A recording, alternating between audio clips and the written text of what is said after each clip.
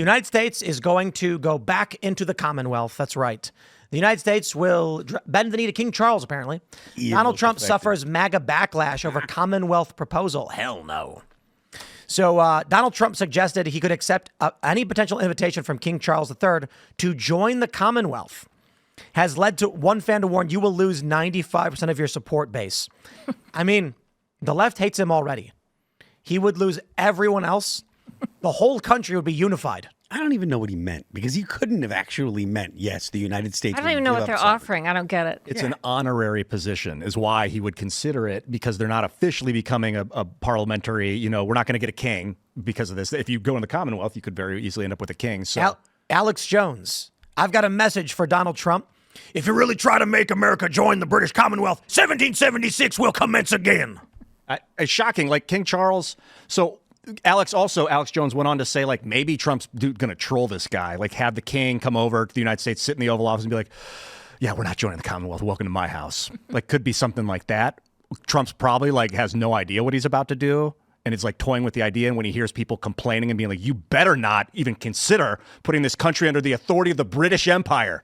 And he'll step back. He will not.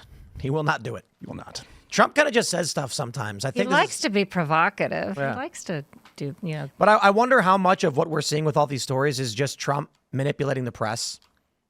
Like, seriously, Trump could, if there was a negative story about Trump, he could just fart and story's gone. I like about him that he'll say crazy stuff like this and think about it. Like, just because it's a bad idea doesn't mean it's like wrong to think about it and to voice it. He thinks out loud a lot of times.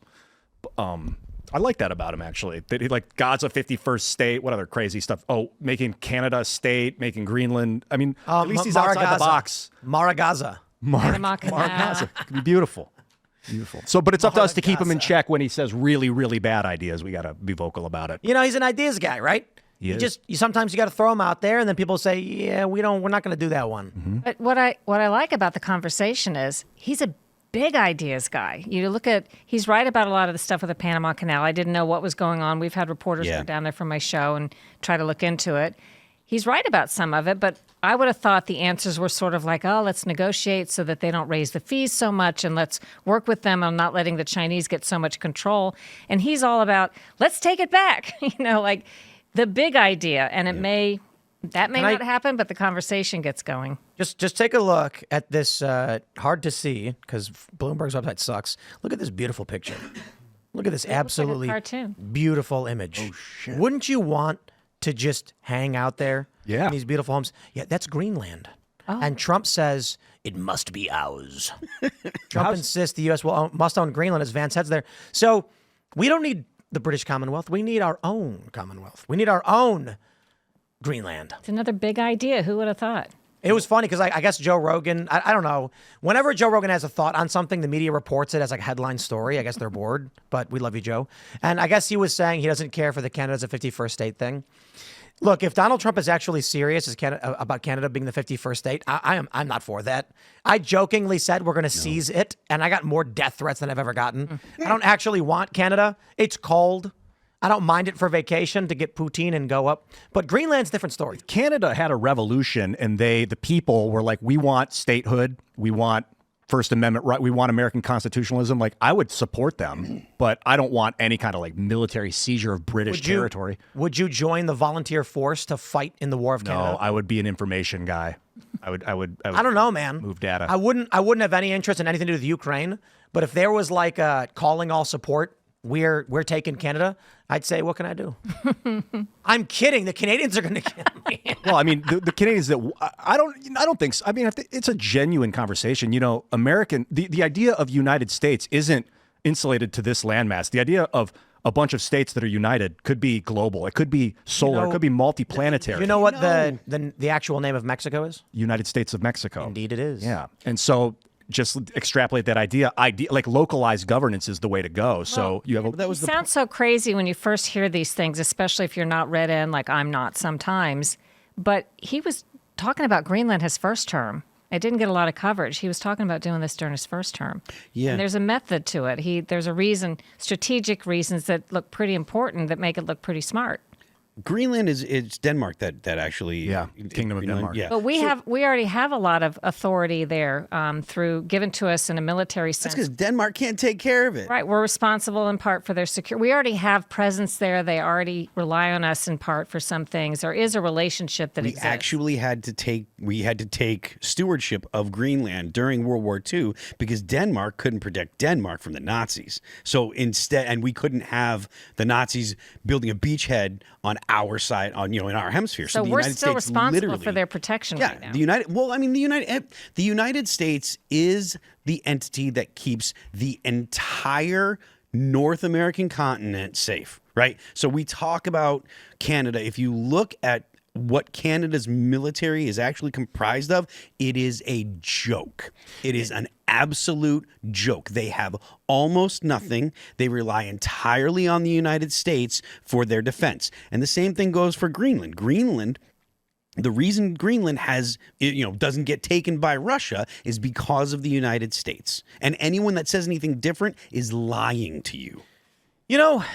That is interesting because now that I think about it, it's like the defund the police feminists and leftists. They don't understand that their ideology can only exist in a state that keeps you secure. Yep. If there was let's say the United States didn't exist and it was just a landmass, feminism wouldn't exist. There'd be barbarian gangs on motorcycles going around taking what they want. There would be small pocket communities that were run brutally. If we ever saw an actual economic, governmental collapse, it's going to be the most brutal guys who take over. But because of the police and because of our system of laws, which protect the rights of everybody, feminism and the far left are able to exist in this system. Canada is a good example of this. If the United States didn't exist, Canada wouldn't exist. Absolutely. Canada, I hope you hear this. If the U.S. wasn't a psychotic war machine and there was literally nothing here but a spattering of states, Canada would be occupied and taken over. And someone else would come and claim the landmass. Canada's fringe far left garbage only exists because the U.S. won't tolerate anybody going near Canada. This is a meme it's just a picture that I'm looking at that I'm going to retweet right now. But Canada's active military, they have 1.9 active military per 1,000 people. The U.S. have 4. Canada has 375 aircraft. The U.S. has 13,209. They have Canada 375? 375 aircraft. Naval destroyers, Canada has 0. The United States has 75. The United States has 64 submarines. Canada has 4. The United States has 11 aircraft carriers. Canada has 0. Canada has 74 tanks. The United States has 4,657. There is no competition between the United States military and Canada. The reason Canada is a free country is because the United States wants Canada to be almost free. Look up King of Canada. Search it right now. King of Canada. It's Charles. He's their king. And if you compare the British it military, says Ian Crossland. Well, I will be one day. If you compare the British military to the United States, it's not quite as laughable, but it's still laughable. Britain has no military. They're not no military. Britain has a military, but they have insignificant compared to the United States, along with what you're saying. And Canada's part of this. The United States military is larger than all of the rest of NATO. All of the rest of the country, all of NATO combined. You know what? I love this. Do you know what the largest air force in the world is? Do you know who? U.S. Air Force. Do you know who has the who has the largest air force? It's U.S. Air Force. United States. Do you know who has the second largest air force? U.S. Navy. That's right. That's awesome. I kind of love that about this. I love it. Absolutely. I think it was that they were the largest. If the U.S. military was a corporation, it would be the largest polluter on the planet because there's just so much hot activity in the ocean, just dumping all day, burning. Keeps global trade up. possible. Yeah. If the U.S. Navy wasn't patrolling the seas, pirates would take everything. Absolutely. I mean, come on, let's be real. If you got a cargo ship, if there wasn't for the U.S. Navy, there would just be pirates literally everywhere, and these ships would be armed to the teeth. And a lot of them are, actually. But it's wild to me. You ever see those videos where the cargo ship just sprays water on these guys? Yeah. The speedboats are pulling up, and they blast them with water. They turn on the thing, and water sprays off the sides, and I'm like, okay. I saw another video. You saw the one where they unload on the pirates? I've seen a few of those. There's the viral video where the pirates are coming up and the dudes are just going bam, bam, bam, bam, bam, just shooting at them. Apparently, there's a Russian tourism. I heard this yesterday. Was it on this show? You guys might have talked about where you can pay $15,000 to go get on a Russian boat and sail where there's pirates, and if they come, you're allowed to open up. No, what? This is what I heard. Seriously. It was, I don't know what the show was, but it was Mark Cuban that was someone was telling Mark Your Mom's Cuban. House with Mark Cuban. that Yeah, what it is? it was Christina Pajitsky Oh, yeah. and Tom. Pirate hunting cruises. Hilarious. Russian luxury yachts offer pirate hunting cruises from 2009. I don't know if it's real, but there you go. Wealthy punters pay $1,500 per day to patrol the most dangerous waters, hoping to be attacked by raiders. What the? Would you do that? I mean, that's a question they asked Mark wouldn't Cuban. spend that money. Because they'll fire back, You're not like, Yeah, they're going to be fine. you're going to have superior weaponry. That's terrible, man. I mean, I don't understand why you have to pay to go stop evil people. I know. It's like the inverse of hiring mercenaries. They figured it out. They were like, guys, we got a pirate problem. We don't got to hire people to deal with it. Let's get rich people to pay us so they can go deal with it. That's kind of creepy.